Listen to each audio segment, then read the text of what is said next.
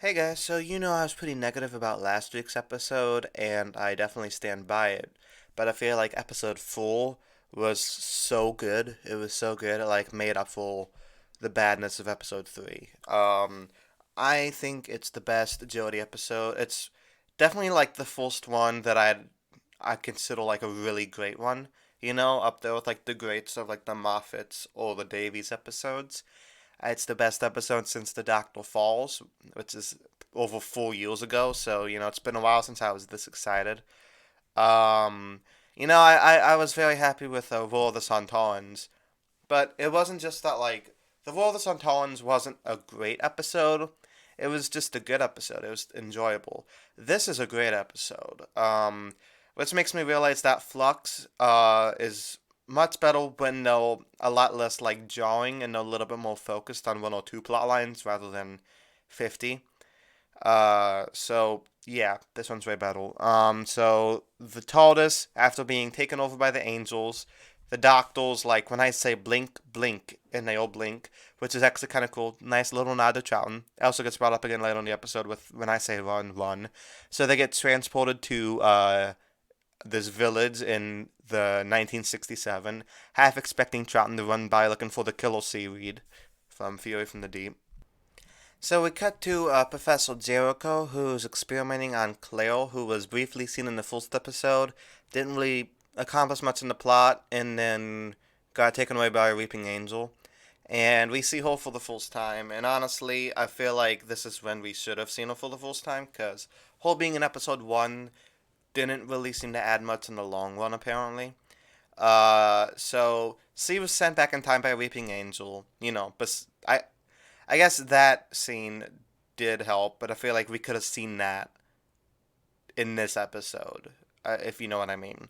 So he's like experimenting on her, not like in a creepy way. She's obviously consented to it. So he hooks her up and has her take a lie detector test, and she goes and like she starts shaking and has like a seizure or something, and she gets possessed by an angel, and the doctor uh, f- finds like these weird psychic readings and through a screwdriver and finds Claire, and she's like, "Okay, yes, Dan, you could look for this little girl. I'll get back to that later. There's also a missing little girl."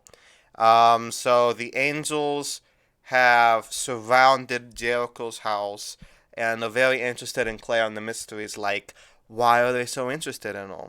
And Claire tells the doctor that like she resourced about them from the future, about how this village that they're in has completely vanished, and it also vanished in the 1910s or the 1900s. I don't exactly remember what, but it's not that important. So, like I said, meanwhile, Yaz and Dan are helping to find this little girl named Peggy. So in my opinion, this was definitely like the weaker side of the episode, mainly because I feel like neither Yaz or Dan get to contribute much to the Plot, they're kind of just like hanging out in the background, reacting to things. So they're not really the most active companions in this episode. Uh, but yeah, they find a weeping angel and they blink and they go back to the 1900s, and they find Peggy in the abandoned village, and so there's this cutoff point where when you like there's this cutoff point once you get to the edge of this village, and the other side is like an empty space. Kind of reminds me of that Rick and Morty episode where they're in a simulation, and like they run out, they reach the edge of it. It's not the same at all, but it kind of reminds me of it. Um, so Peggy has been living with her like uncle and aunt, and her uncle's kind of a dick. But that's never really developed much. He's just kind of a dick, and they get transported back to the 1900s, and so apparently we find out. I don't know if this has been like said before, because I don't exactly remember much of like Series 5 or Series 7, but apparently if you get touched by an angel 2 times, you explode. So that's what happens to the Guardians of Peggy. they explode, but it's not that the girl's like, I didn't like him anyway, but her aunt seemed nice. But I feel like she'd react to her aunt at least. Um, she doesn't really care though. She doesn't really care.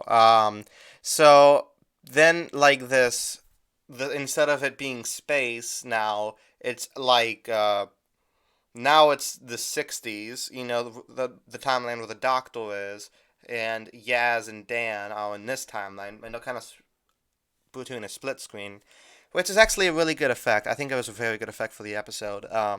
By the way, the special effects this season have been pretty good. There's been a few where it's like obviously green screen, but like a lot of the smaller visual effects are really good. So they meet this old lady, and she's like, "I'm you from the future." She's Peggy from the future, which is cool, but also not cool because that means Peggy never gets to go home. Uh, so I want, this makes me wonder. This wasn't really expounded in the episode, but like, did Peggy ever connect with her uncle and aunt in the future? Maybe she realized they weren't bad people. Maybe she had a relationship with them, not as the niece, but like kind of as a friend their own age. That would have been interesting. Like obviously it doesn't need to be touched on in this episode, but I feel like, that's just something cool to think about. So meanwhile, the Doctor, Cleo, and Jericho are being chased by the angels in a very intense scene. Like I said, this part of the episode is my favorite part of the episode. At least the subplot, I mean. So they're being chased by the angels into this basement, and they have this like old 60s TV, and they kind of use it as a security camera for the upstairs so they could watch the angels and make sure they don't go downstairs. And Cleo, turns out this entire time she has been turning into an angel because she has premonitions of the future. Think kind of Sarah Palmer in a way. And she had a premonition of the angel. The angel was in her mind. So an image of an angel becomes an angel. So now, like, since she saw it in her mind before she saw it in real life, she starts to turn into an angel, and the angel starts to possess her, kind of. So the doctor kind of like does the contact thing, and she goes into the mind of the angel, and she discovers that the angel is not with the rest of the angels. She's a rogue angel, and the other angels are trying to find it. Oh, yeah, I don't think the angels have gender. That's a different thing. So the angels that are chasing the angel inside of Cleo are trying to find the like part of the division. They're working with the division, which is the metal people, like the swarm. So the rogue angels like, I know your past, Doctor. I know about your secret past, and you don't. And okay, with so much teasing about the Doctor's past, which one, I don't care about the show. It's called Doctor Who. We don't really need to know about her past. And two, they're setting up so much like that. I feel like the payoff is not going to be worth it. Now that's not an issue within the episode itself. I think the episode itself is very good, but they're kind of setting like, I feel like they're setting up something so massive that the answer couldn't possibly be as fulfilling. I guess is how I'm trying to put it. But meanwhile, Jericho is being attacked by the angels, so he kind of like throws something at the doctor to break the contact so they could escape because there's this hidden tunnel used, like kind of like a Kennedy tunnel. I'm just from Rick and Morty. For like somebody to escape to find the secret level. So they use the tunnel to escape, but it doesn't really work out that well because they're surrounded by angels, and so so Cleo's able to escape because like she's able to slither behind one of the angels while Jericho doesn't blink. He's really good at not blinking, by the way. Very impressive. I don't think I'd be able to do it. Though I could wink like this. I feel like that could help. But anyway, him and the doctor all still like split to the side, so the angels all staring at each other.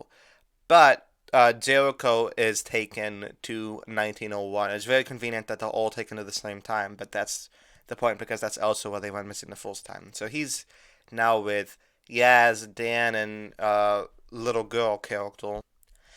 And the doctor's able to escape from the angels, but she realizes that they're letting her escape because she does blink, but the angel doesn't move. And it turns out like there's so many angels. There's like at least 100 angels, and they have captured Claire.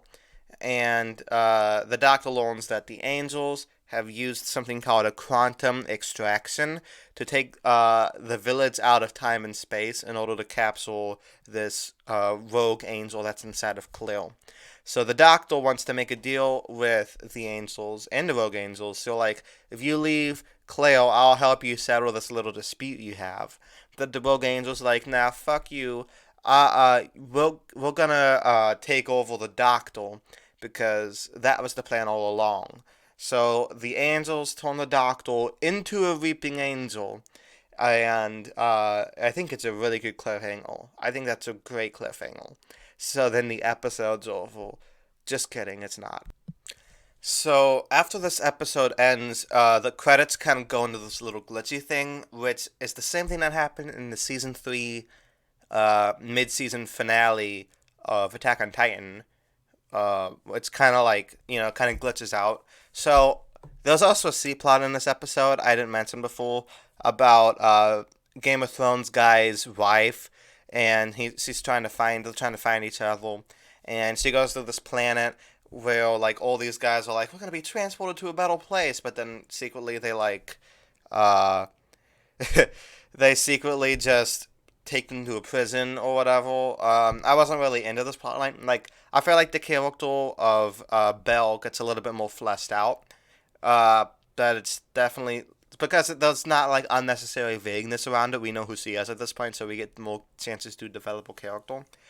But she still just kind of seems like a secondhand thought. Like I kind of when those scenes are on, I'm just like, okay, yeah, this is okay, but I kind of want to get back to the good stuff.